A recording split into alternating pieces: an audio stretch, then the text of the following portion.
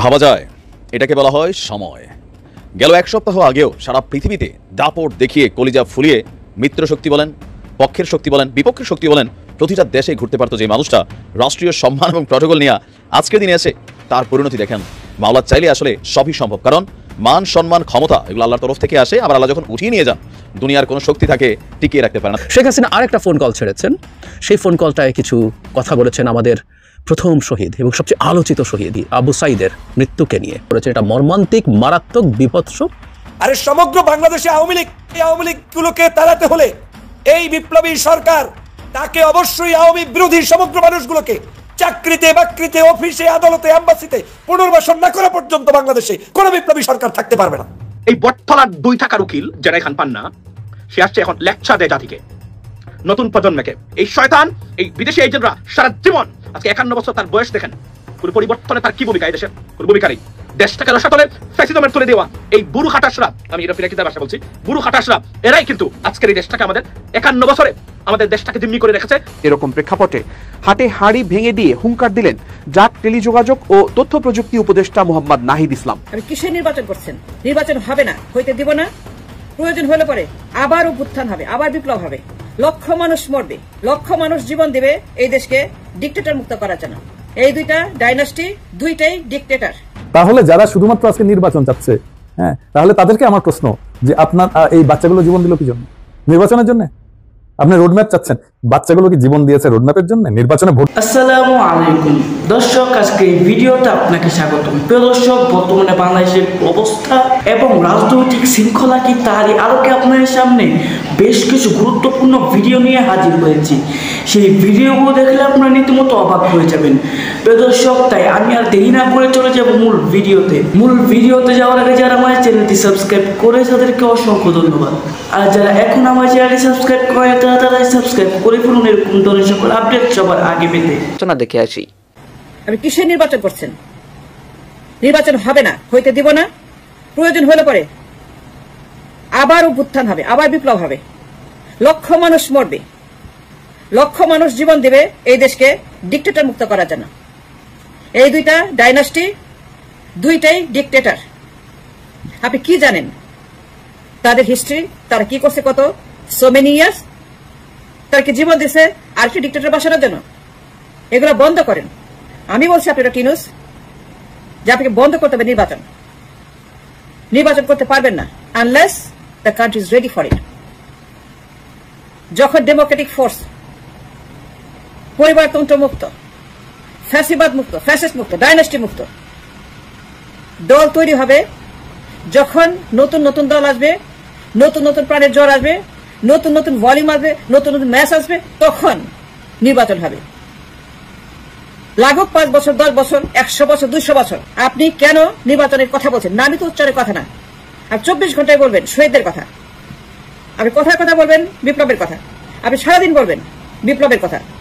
আপনি একটা television station দেবেন বিপ্লবের জন্য, বিপ্লবীদের জন্য, যারা মারা গেছে, পরিবারদের জন্য। তারা কথা বলে, তারা দেখাবে তাদের স্যাক্রিফাইস। টিভি চ্যানেল আমার দরকার। I need a TV channel for the martyrs, তাদের পরিবার। এগুলো সবসময় মনে করে দিতে হবে। It's not a joke, it's not a game যে মানুষ জীবন দিচ্ছে। আবু সাইদ মরছে কি আরেকটাকে ক্ষমতা বসানোর জন্য? আবু সাইদ মায়েরকে জিজ্ঞেস করেন তো, তার বাপের জিজ্ঞেস করেন, আবু সাইদের বাসাকে জিজ্ঞেস করেন, তার মায়ের জিজ্ঞেস করেন যে আরেকটা হাসিনা, আরেকটা জালেম, ডিক্টেটর। তাহলে যারা শুধুমাত্র আজকে নির্বাচন চাচ্ছে, হ্যাঁ, তাহলে তাদেরকে আমার প্রশ্ন যে আপনার এই বাচ্চাগুলো জীবন দিল কি জন্য? নির্বাচনের জন্য? আপনি রোডম্যাপ চাচ্ছেন, বাচ্চাগুলো কি জীবন দিয়েছে রোডম্যাপের জন্য? নির্বাচনে ভোট দেওয়ার জন্য জীবন দিচ্ছে না, কেউ দেয়নি নির্বাচনে ভোট দেওয়ার জন্য জীবন। তার একটা ব্যবস্থা পরিবর্তন চাইছে, সেই ব্যবস্থা পরিবর্তনটা হোক, হওয়ার মতো বৈষয়িক অবস্থা সৃষ্টি হোক। যদি ডিসেম্বরের মধ্যে এটা হয়ে যায় ভালো, ওয়েল অ্যান্ড গুড, কিন্তু ডিসেম্বরের মধ্যে হওয়ার কোনো বাস্তব পরিস্থিতি নাই। কেন? সেটা তো বললাম যে উপদেষ্টা পরিষদ ঠিক মতো কাজ করতেছে না, তারা কম্পিটেন্ট না, তারা কিছু ডেলিভার করতে পারতেছে না। আপনারা কেন এরকম উপদেষ্টা পরিষদ মেনে নিলেন? তাইলে বলেন উপদেষ্টা পরিষদ ঠিক করেন, করে কম্পিটেন্ট লোক নেন, কম্পিটেন্ট লোক নিয়ে তাড়াতাড়ি করেন সংস্কার, তারপরে আপনি নির্বাচনের কথা বলেন। এখন যে নির্বাচন চাচ্ছে ডিসেম্বরের মধ্যে, এটা নভেম্বরের 15 তারিখ। ডিসেম্বর মানে আর 1.5 মাস, 1.5 মাসের সময় মধ্যে কি হাতিগড়া করতে পারবে এই সরকার? 3 মাস তো পার হয়ে গেছে। যে রাজনৈতিক দল, এই বিএনপি তো বলছে, বিএনপিকে বলতে হবে যে আপনি এই উপদেষ্টা পরিষদ যখন বানানো হয় আপনার নাম দিচ্ছেন না? আপনার তো নাম দিচ্ছেন উপদেষ্টার জন্য, তাই না? তো আপনারা যে এগুলোর নাম তো আপনারাই দিচ্ছেন, আপনার মতো অন্য দলও দিচ্ছে। হ্যাঁ, আপনাদের তো দায় আছে এই ধরনের একটা হাঁটু ভাঙা, একটা ল্যাংড়া খোড়া একটা উপদেষ্টা পরিষদ বানানোর জন্য। সেই উপদেষ্টা পরিষদের কাছে চাচ্ছেন এখন তাড়াতাড়ি করে বেরিয়েছে দৌড়াবে এখন, এটা তো হয় না, তাই না? এই উপদেষ্টা পরিষদ যে অথর্ব, একটা জরাজীর্ণ লোকদের যে উপদেষ্টা পরিষদ, এটা তো দায় আছে না বিএনপির? আছে তো। বিএনপি আপনি যে দিচ্ছেন, নাম দিচ্ছেন তো উপদেষ্টার, অস্বীকার করতে পারবেন? আপনার নাম দিচ্ছেন, কাদের কাদের নাম দিচ্ছেন আমরা জানি তো। আপনারা এখন সেই উপদেষ্টা পরিষদ আপনারা ইচ্ছা করে দিচ্ছেন সব দুর্বল লোকদেরকে, যারা কিছু করতে পারবে না, এবং তার কাছে চাচ্ছেন আপনি তাদেরকে দৌড়াইতে হবে। সম্ভব না, চাইলে হবে না। উপদেষ্টা পরিষদ ঠিক করেন, বলেন প্রফেসর ইউনূসকে যে আপনি উপদেষ্টা পরিষদ ঠিক করেন, কম্পিটেন্ট লোকদেরকে নেন। আমাদের এই গণ অভ্যুত্থান যেটা শেখ হাসিনাকে পালাতে বাধ্য করেছে, সেটাকে কিভাবে প্রশ্নবিদ্ধ আওয়ামী লীগের পক্ষ থেকে করা হবে আমরা ধারণা করতে পারি। খুব অল্প দিন গেছে, এর মধ্যে নানা রকম চেষ্টা আমরা দেখতে পাচ্ছি, এবং সেই চিরায়ত ইতিহাস বিকৃতি আওয়ামী লীগের পক্ষ থেকে স্বয়ং শেখ হাসিনা নেমেছেন এটায়। আমাদের এগুলো একটু জেনে রাখা দরকার, এবং আমাদের নিজেদেরও এই প্রসঙ্গে প্রস্তুতি লাগবে। 3 মাসের একটু বেশি সময় গেছে, আমাদের স্মৃতি খুবই তরতাজা আছে। 3 বছর, 10 বছর, 15 বছর, 20 বছর পর কি হবে, আমাদের এখন থেকেই সতর্ক হওয়া দরকার। শেখ হাসিনা আরেকটা ফোন কল ছেড়েছেন, সেই ফোন কলটায় কিছু কথা বলেছেন আমাদের প্রথম শহীদ এবং সবচেয়ে আলোচিত শহীদ আবু সাইদের মৃত্যুকে নিয়ে। তিনি বিদ্রুপাত্মক ঢঙে কথাবার্তা বলেছেন। আমি সেই জায়গায় আসবো, ভিডিওটা আমি মন্তব্য দিয়ে দিব, বা ভিডিওটা পাওয়া যায়, আপনারা একটু সব চ্যানেল এটাকে পাবলিশ করেছে, আপনারা দেখে নেবেন। তার আগে আরেকটা ইস্যু নিয়ে কথা বলি, যেটা আসলে এটার সাথে সিনক্রোনাইজড বলে আমি মনে করি। তার আগে একটু বলে রাখা দরকার, সেটা হলো যে অভিনেত্রীর একটা স্ট্যাটাস রিসেন্টলি খুব আলোচিত হলো। সেই স্ট্যাটাসটা কতটুকু সঠিক সেটা নিয়ে একটু কনফিউশন রেখে আমরা একটু শুনবো। কারণ হলো আমি সোহানা সাবা অভিনেত্রী, তিনি একটা স্ট্যাটাস দিয়েছেন। আমি দেখলাম যে এই নামে সার্চ দিলে তার আরেকটা ভেরিফাইড অ্যাকাউন্ট পাওয়া যায়। অনেকেই বলেছেন, আমি খোঁজ খবর নেওয়ার চেষ্টা করেছি যে অনেকেই তো একাধিক আইডি চালায়, এটা নাকি তারই, এবং তার খুবই অন্ধ আওয়ামী আনুগত্য আছে, এই পারসেপশন আছে। আর যদি এটা তিনি না দিয়ে থাকতেন, তাহলে তো তার ভেরিফাইড যে আইডি আছে সেখানে এই জিনিসটা বলা দরকার ছিল, কারণ এখানে তিনি এমন একটা অভিযোগ করেছেন, এটা মর্মান্তিক, মারাত্মক, বিভৎস, বর্বর। কি বলেছেন? পানি লাগবে, পানি। তারপরে মুগ্ধকে কে কি করে মারলো, কই গুলি লাগলো, কোথায় হসপিটালে গেল, কোন হসপিটালে গেল, কোথায় দাফন করলো, ওর যমজ ভাই স্নিগ্ধ আর মুগ্ধর একসাথে ছবি ভিডিও দেখতে চাই। ওদের মা ছেলের মৃত্যুর পরের দিন এত বড় একটা লেখা পোস্ট করলো, কিন্তু তাকে এখন আর দেখা যায় না কেন? যমজ ভাইয়ের মৃত্যু শোক ভুলে 3 মাসে কি করে স্নিগ্ধ হ্যাপিলি ইউরোপ ট্যুর করছে। আবারও বলছি, আমি যদি এটা তার অ্যাকাউন্ট না হয়, তাহলে আসলে এটাকে খুব গুরুত্ব দেওয়ার কথা নেই, কিন্তু আমি খোঁজ খবর করে আমি চাই না কখনো আমার এখানে কোনো ভুল তথ্য প্রকাশিত হয় এবং কনফিউশন থাকলে সেটাও বলে নিলাম। কিন্তু আমি এটা খুব বেশি ডিফারেন্স কিছু দেখি না, কারণ মাকসুদুল হক মানে আওয়ামী লীগের 5-8 লোকজন কেমন হয়, মাকসুদুল হকের স্ট্যাটাস দেখে আমরা নিশ্চয়ই বুঝেছি। এর আগে তিনি একটা কলাম রীতিমতো লিখেছেন, কলামটার মধ্যে যেহেতু যুক্তি দিয়ে বলার চেষ্টা করেছেন, তাই যুক্তি দিয়ে কথা বলেছি। আর ওই যে স্ট্যাটাস, যেভাবে হাসনাত আব্দুল্লাহ স্ট্যাটাসের পর কিভাবে তাকে তার মৃত্যু নিশ্চিত করে কি বিভৎস বর্বর ভাবে লিখেছিলেন, ইতরের মতো বলেছিলেন, তাই ওই ইতরকে ইতর বলেছিলাম। ওটা নিয়ে আলোচনার কিছু ছিল না, আলোচনার বিষয় থাকলে আওয়ামী লীগের লোকের সাথেও জবাব দিতে প্রস্তুত। সোহানা সাবা বাস্তবে এমন কিছু করে থাকতেই পারেন, কিন্তু আমি বলছি এটা সিনক্রোনাইজড শুরু হয়েছে। মাকসুদুল হকের কলামে কিভাবে এই সব ঘটনা ঘটেছে, এগুলোকে স্টিগমাটাইজ কিভাবে করা হচ্ছে, কিভাবে হিজবুত তাহরির এটা সেটা মিলে নাকি এগুলো করেছে, অনেক বিদেশি শক্তি টক্তি মিলে, টিপিক্যাল ন্যারেটিভ আছে মানুষের যেরকম সেরকম। এখনকার এই ভিডিওতে অডিওতে শেখ হাসিনা দাবি করছেন আমাদের সাইদ, এবং এখন শেখ হাসিনা বলছেন এই যে সাইদের গায়ে গুলি লাগলো বলা হচ্ছে, তার ভাষায় রক্ত কোথায়, উনি কোনো রক্ত দেখছেন না, এবং তাকে যখন নিয়ে যাওয়া হয় কোনো রক্ত ওখানে পড়তে থাকার কথা ছিল সেটা নেই। নট অনলি দ্যাট, তার বন্ধুরা তাকে নিয়ে নাকি 4-5 ঘন্টা কোথাও লুকিয়ে রেখেছিল, বা তার ভাষায় অন্য কিছু করেছিল, কারণ তিনি বলছেন 4-5 ঘন্টা পর যখন হসপিটালে নেয় সেখানে তখন সে মারা যায়। শেখ হাসিনা সাইদের মৃত্যু হয়েছে এটুকু অন্তত বলছেন।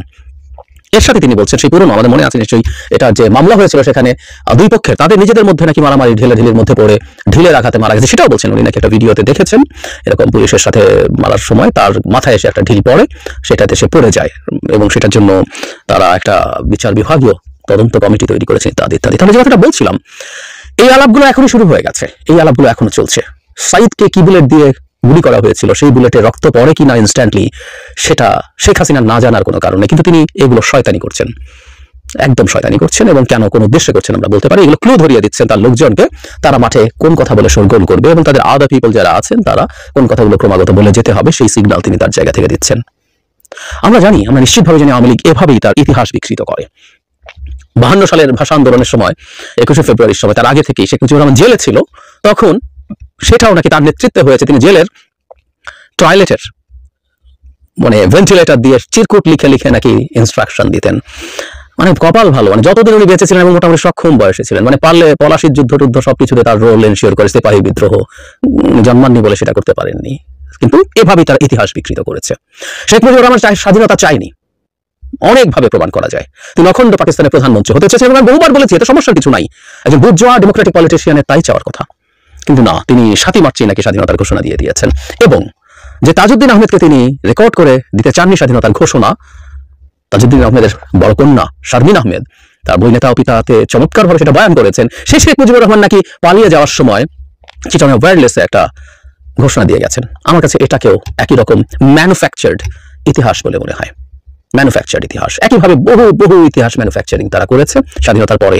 মানে লিস্টটা অনেক অনেক বড়, দীর্ঘ, অনেক লম্বা, সেদিকে যাচ্ছি না। তাদের এই টেন্ডেন্সি আছে, তাদের এই চর্চা আছে এবং শেখ হাসিনা এবং তার হয়ে অন্য লোকজন যারা যারা এরা মাঠে ছাপিয়ে পড়বে, খুব বেশি সময় লাগবে না, মাঠে ছাপিয়ে পড়বে এবং সে কারণে আমাদের ইতিহাসগুলো ভালোভাবে প্রিজার্ভড হওয়া দরকার, খুব ভালোভাবে প্রিজার্ভড হওয়া দরকার। কারণ আমি ইতিহাস সম্পর্কে একটা কথা বহুবার বলেছি, তাদের এই ইতিহাস এবং তাদের এই রকম বলা এগুলোকে আসলে প্রটেক্ট করা অন্যভাবে চেষ্টা করে লাভ নেই, গায়ের জোরে করা যাবে না, থামিয়ে দেওয়া যাবে না, তাদেরটা বলতে হবে। এবং আমরা এমন একটা যুগে বাস করি, এটার একটা নাম আছে, এটাকে অনেকে পোস্ট ট্রুথ ওয়ার্ল্ড বলেন।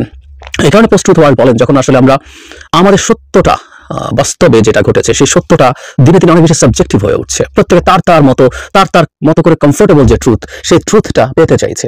সেই জিনিসটা যখন পায় সে সেটাকে গ্র্যাব করে। তো শেখ হাসিনার এই তথ্য বলে সাইদকে নিয়ে যে নোংরা কথা তিনি বলছেন, অভদ্র, মানে একেবারে অসভ্য কথা, এগুলো সভ্য মানুষের ভাবে কথা বলে না, একটা মৃত্যুকে নিয়ে যেটা বলেছেন সেটা আসলে আমি আপনি জরুরি না। এই মুহূর্তের তার যারা লোকজন আছেন তাদেরকে কিছু, তার ভাষায় তার কিছু সত্য, তাদের জন্য কমফোর্টেবল কিছু সত্য উনি দিচ্ছেন, তারা সেটা নিচ্ছে এবং এটাতে ইন্সপায়ার্ড হয়ে আরো মানুষজন আরো এরকম সত্য, সোহানা সাবার স্ট্যাটাস যদি সঠিক হয়ে থাকে সেটা, মাকসুদুল হক, আরো অনেকে এভাবে নেমে আসবেন। এই বটতলার 2 টাকার উকিল যারা খান পান না, সে আসছে এখন লেকচার দেয় জাতিকে, নতুন প্রজন্মকে। অথচ 16 বছরে দেশটা রসাতলে দুজকে পরিণত হয়েছিল, তাকে আমরা কোথাও কথা বলতে দেখি নাই, তার নামও দেখি নাই কোথাও। একটা স্টেটমেন্ট দিয়েছে, সে আসছে এখন বিচার বিভাগ নিয়ে। অথচ এই বিচার বিভাগকে বিগত phases Awami League, they fucked, they raped massively. It was a mass rape by Awami League our judiciary. প্রত্যেকটা প্রতিষ্ঠান, anti corruption bureau, police, education sector, army, all the armed forces, all the institutions that supposed to work for the people got fucked, raped by the thugs of Awami League's party. And this guy, he come here right now today, he giving a lecture, what to do, not to do. I'm going to play a clip, ladies and gentlemen. I could not tolerate, his statement. আমি মনে করি সরকারকে বলবো অনতি বিলম্বে, মনে রাখবেন এই শয়তানের কারণে এদেশের পরিবর্তন আসে নাই। এই পরিবর্তন এসেছে আমাদের কারণে, আপনাদের কারণে, যারা আছে অন দ্য গ্রাউন্ড তাদের কারণে। এই শয়তান, এই বিদেশি এজেন্টরা সারা জীবন, আজকে 51 বছর তার বয়স দেখেন, কোন পরিবর্তনে তার কি ভূমিকা, এই দেশের কোন ভূমিকা নেই। দেশটাকে রসাতলে ফ্যাসিজমে তুলে দেওয়া এই বুড়ো খাটাসরা, আমি এটা পিনাকিদার ভাষায় বলছি, বুড়ো খাটাসরা, এরাই কিন্তু আজকের এই দেশটাকে, আমাদের 51 বছরে আমাদের দেশটাকে দিম্মি করে রেখেছে রাজনৈতিক দুর্বৃত্তায়নের মাধ্যমে। এবং আজকে 1974-এ মালয়েশিয়া স্বাধীন হয়েছে, 71-এ ইউনাইটেড আরব আমিরাত স্বাধীন হয়েছে। কোথায় তারা, কোথায় আমরা আজকে? একটা বঙ্গুর দেশ আজকে। এবং এই বুড়ো খাটা শয়তান সারফ পেইটন মাদাফাকারের কারণে আজকের আমাদের দেশ কি বলেছে শুনুন। আজকে সে 51 বছরে একটা প্রতিষ্ঠান বাংলাদেশে দাঁড়ায়নি বাংলাদেশের মানুষের জন্য, না জুডিশিয়ারি, বিচার বিভাগ, না পুলিশ, না অ্যান্টি কারাপশন ব্যুরো, না election commission, nothing. Democracy almost, আমি যদি stamped by these thugs of the Awami League government, right? In everywhere, every aspect of Bangladeshi people's lives, ladies and gentlemen. And this motherfucker coming forward, and he giving us a lecture, and we have to listen to this motherfucker, and their coverage every day. And this Awami media, giving him this very important coverage. Like I said, one thing, do not think because he's trying to defend Awami League, mamla, I don't care about that. He can do that. But when the lecture that there's a jatiyo poribortoner karone, I cannot tolerate that. Let me play a clip, ladies and gentlemen. Don't take it away. So এদের কারণে আজকে দেশটা জিম্মি ছিল। এই বুড়ো খাটাস, এই শয়তানরা, যারা রাজনীতির, এই বয়সের রাজনীতিবিদ যারা আছেন, তাদের কারণে এই নতুন প্রজন্ম আজকে দুঃখে থেকে ভূমধ্য সাগরে গিয়ে পড়ে মরে বিদেশে যাওয়ার ক্ষেত্রে। অথচ we have a Bangladesh is a serious prospective country. But because of the দুর্বৃত্তায়ন, corruption, failed political system, and failed politics, and অযোগ্য, অপদার্থ, unqualified, and সারফ-বিট politicians এর কারণে we got fucked. সংস্কার ছাড়া কোনো নির্বাচন হবে না। We'll liberate Sylhet. By the way, এটা বলে রাখছি আগেই, পরিবর্তন যদি না আসে, যেই লাউ সেই কদু, রাজনৈতিক দলগুলো ক্ষমতায় আসবেন, এসে যা ইচ্ছা তাই করবেন। We're not going to tolerate that. It's going to be physical this time. আমি আবার বলছি, হুঁশিয়ার করে দিচ্ছি, every single day, every change for constitutional posts, institutions got to be made before any election. If they do it, it's going to be wild this time. নতুন প্রজন্ম, we are watching everything. রাজনৈতিক দল এসে তারা চুরি করবে, মানে দেশটাকে লুটপাট করবে, তারা আবার সেই কানাডাতে বাড়ি বানাবে, আপনার যুক্তরাষ্ট্রে বাড়ি বানাবে, আর ওই আপনার এই দুবাইতে বিল্ডিং করবে, এগুলা করবে। You motherfucker, this is what you want, son of a bitch? That's what you want? It's not going to happen. শালা শয়তানের বাচ্চা, বুড়ো বুইরা খাটাস শয়তানের বাচ্চা। That's not going to happen. Every sector, every institutions and the position got to be reformed precisely so that every institutions. আমি আশা করছি আপনারা সকলেই আলোচনাগুলো শুনেছেন এবং এই আলোচনাগুলো নিয়ে যদি আপনার কোনো মন্তব্য থেকে থাকে অবশ্যই কমেন্ট বক্সে জানাবেন।